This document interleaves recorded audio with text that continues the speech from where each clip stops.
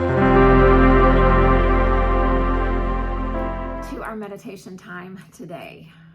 You know, it's always fun to be away from home doing all kinds of things, but it's so good when you have this consistency of this schedule. And I have come to you for these meditation times from different spots in different countries and states, and there's just something really secure and stable about showing up at the same time on the same days together.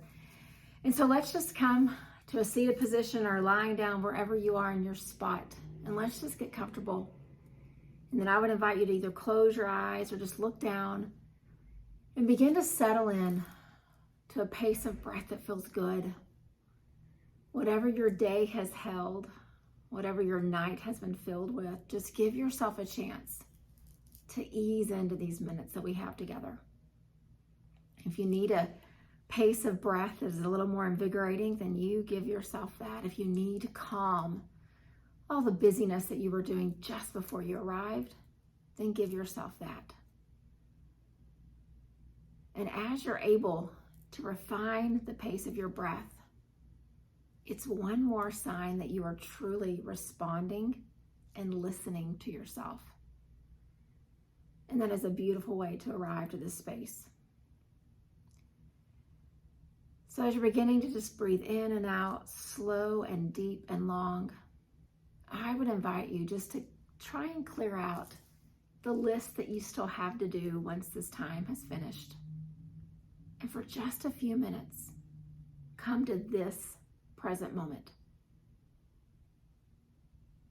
And let's stay in the present moment, one breath at a time.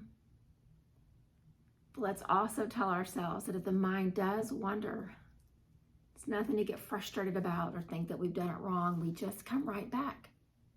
And as we inhale, we arrive again. So as we've all joined together for these few minutes we have from different spots across the country, let's just take a long, slow, deep breath in together. And then exhale, let it go. A long, slow breath in. Release it out. One more together, breathing in and breathing out.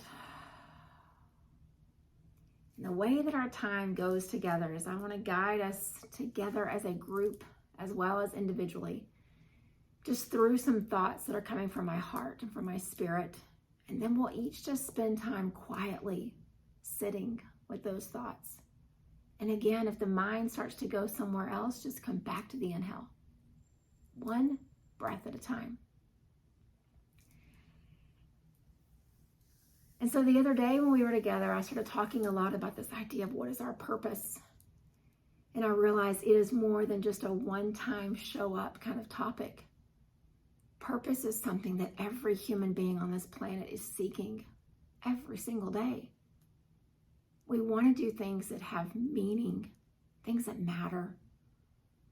But we get so bombarded by the world telling us what matters that we end up going through life oftentimes confused about what our purpose really is.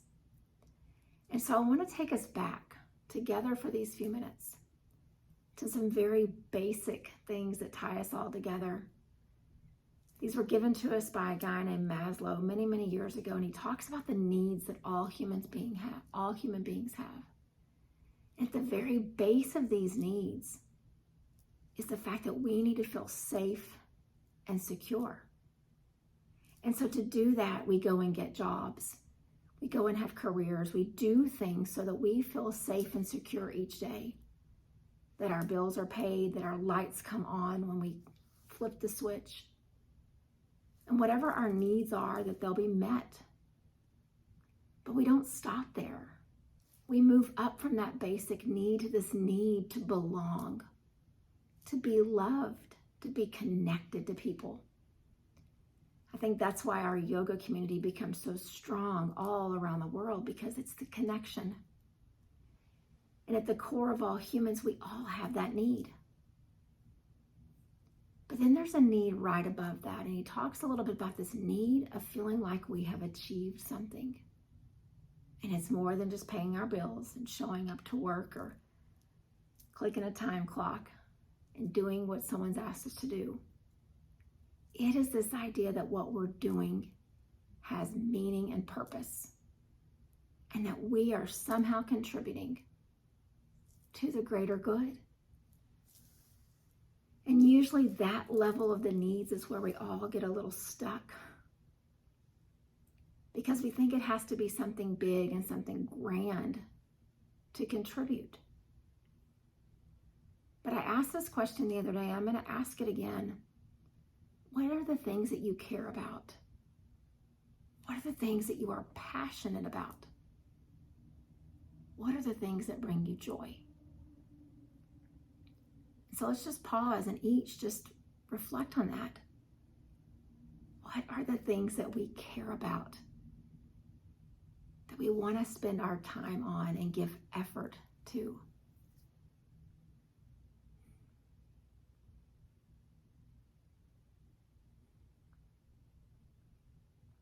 And then I would ask you a question that's a little bit harder. What are your gifts? For some people, it's really obvious and it's easy just to make a list of the things that you are gifted in. But for some of us, we struggle with that. And we start to talk about all the things that we can't do very well. But I would ask you to pause right here in this moment and think, what are my gifts? What are the things that I can contribute and do and give that come from the source of my heart, from the essence of who I am? So what are your gifts?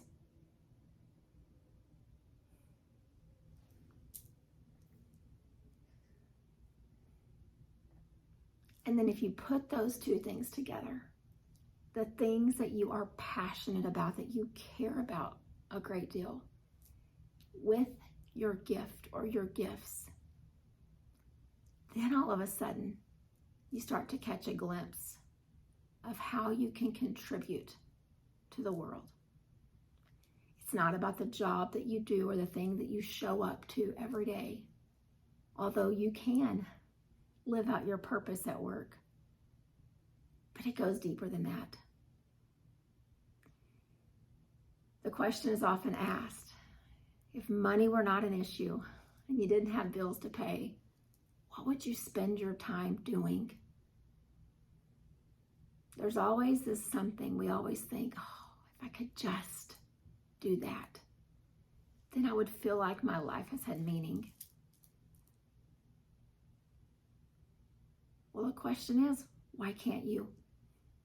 Yes, we still have to have responsibilities. We still have to pay our bills and make sure that when we click that switch, the lights come on, because we have the need to feel safe and secure. But why not, right alongside that, we begin to also contribute in a way that comes from the center of our heart and brings us joy? It may be tiny little steps to begin with. And then eventually, what will happen is you'll stop doing things that don't contribute to that. Where you send your energy and how you spend your time will begin to look different. You will still have to go to work. You will still have to be responsible. But all the other parts of your time, it will get a little clearer and a little more defined, because you're going to want to do things that contribute to that thing that you are passionate about. We look around in history, we look around the world today, and we see great people who have done great things, who have really impacted humanity for good. But again, your purpose doesn't have to look like that. It could be the way that you care for the people in your life, because your gift is one of compassion. It could be the way that you speak out for someone who can't speak out for themselves, because your gift is the gift of your voice, of your truth. And I could go on and on with all of these examples, But I want to caution us not to look around at all the big ways that people are living out their purpose. Let's start small. Let's start in our corner of the world in a way that feels realistic, that we can actually begin to see it happening. And so I want to ask you again, what do you care about? What gives you joy? And then what is your gift? And then I would invite us all, myself included, to each just sit for the next few minutes in quiet and see it. It may not be clear for each of you yet, but start to see a spark. See the things that you care about. See the gift or the gifts that you have to offer the world. And then see them coming together and fulfilling your purpose.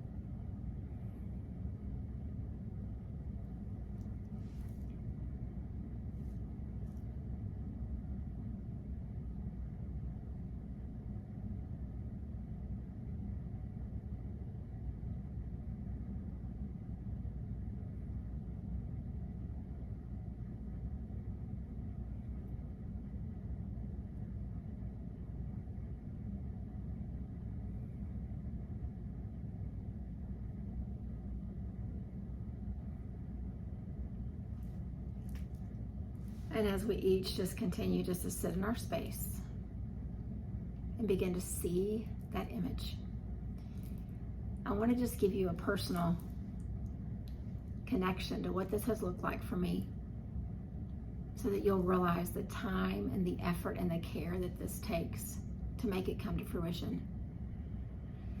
My yoga practice started when I was in high school nearly 40 years ago, and it started through the path of karma yoga, and I watched the life of Gandhi, and I read and I studied, and I so desired to contribute to the world in the way that he did. But what I found over the years is the more I set up this image of how I thought my purpose was supposed to look, the less likely I was to go out and achieve it. And so I continue to study, and I continue to just marvel at every example of everything that his life represented.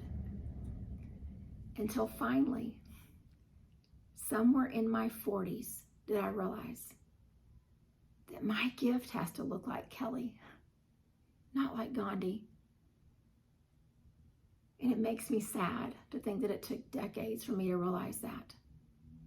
And so what I hope for you is that lesson that I lived across these decades, that you can start today and realize that your contribution to the world, your purpose, doesn't have to look like anybody else's. In fact, it should not. Don't wait to have all the answers and all the pieces in place. Keep thinking about the things that you care about. Keep celebrating the gift that you have to this world.